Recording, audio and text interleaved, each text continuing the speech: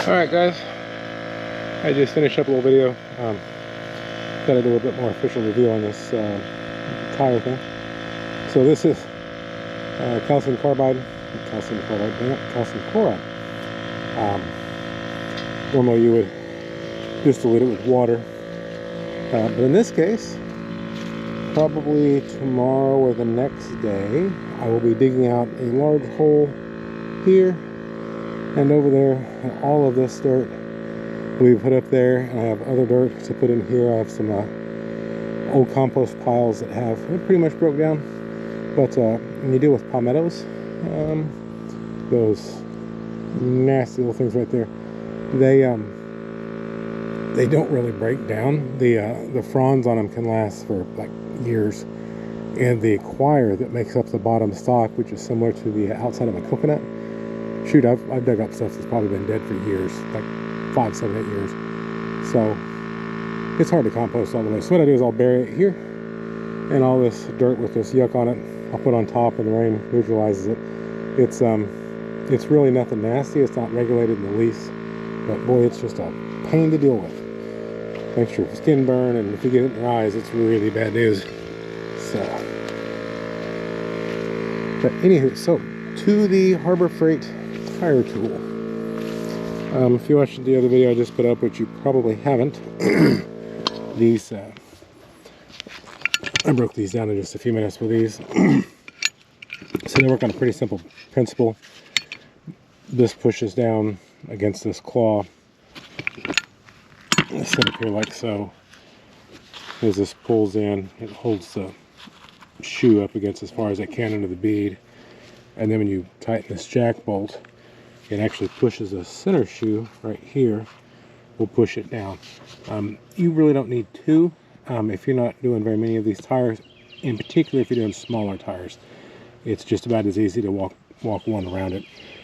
But if you're doing any kind of a tractor tire, or let's say a 26-inch rimmed 53-inch tall road grader tire, you want two of these things. It can get to be a handful trying to deal with them and moving them around. So if you have two, it's just a lot easier. But again, if you're doing small stuff, you don't need them.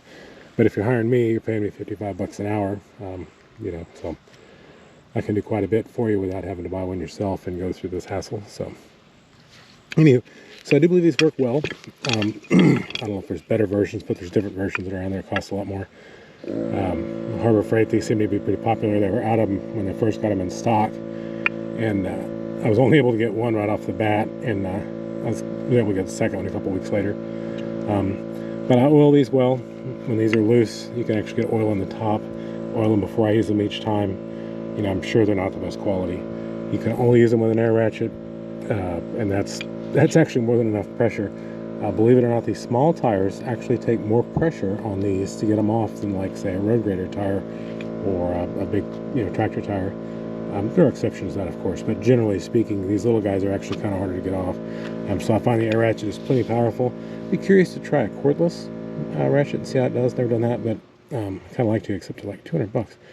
But anyway, these work just fine. And if I lose one or somebody steals one on them out in a service call or at a hotel overnight or something, not that big a deal. My goats are over there tearing things up. So I'm going to do a little bit more closer view on this video of how these go in here. And I'm not a very good videographer, and my new tripod that I've ordered has not showed up. So we'll see if this works like it should.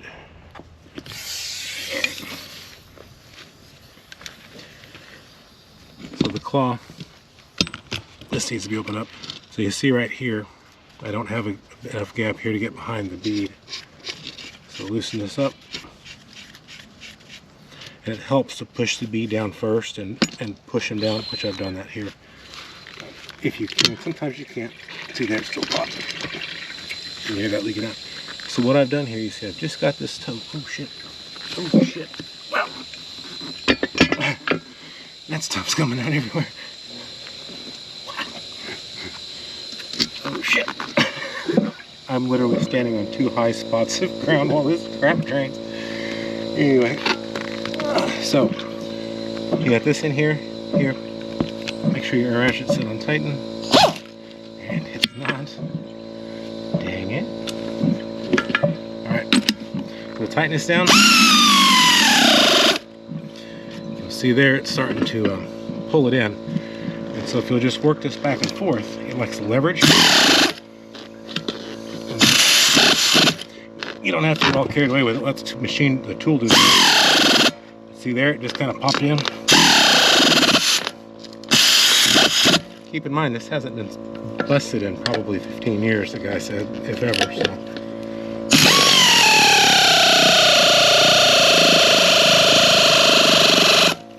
And you can see the middle shoe. It just pushes down. If you have more air, it works a lot better. I'm just on this little crappy compressor for this evening. I don't want to put the hours on my other compressor. I have a gas one that I use on the road, and it makes, you can just run non-stop. But it's a lot of just running just for this when I can get away with this little $100 air compressor. Okay, there we go.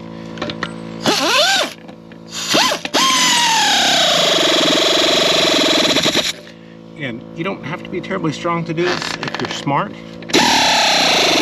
Some of the best tire guys I knew were little fellas. They weren't very big. Just, you know, let the tool do the work, and if you're having to fight it too hard, kind of think about it and readjust. That shoe's going in.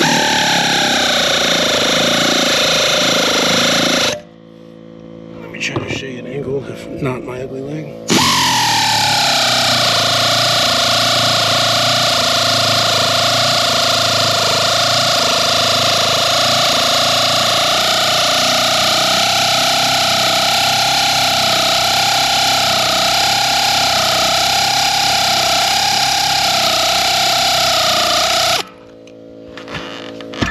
And there it is.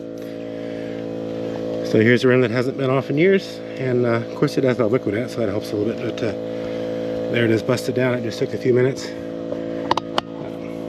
Another video I talked a bit more. There's some pretty serious damage to the beads on these from the corrosion. But anyway, this is broke down. I'm gonna let this dry overnight, and I will move this up and pop the tire off, and I'll hose everything off and neutralize it. And oh god, and get these together. So then I'll show you one more time real quick. And normally if you were doing the first bead, the other side's already broke, you wouldn't necessarily push all the way in one shot. Since the other side was already busted loose and it's wet, you could tell it wasn't dragging much. So when you're done,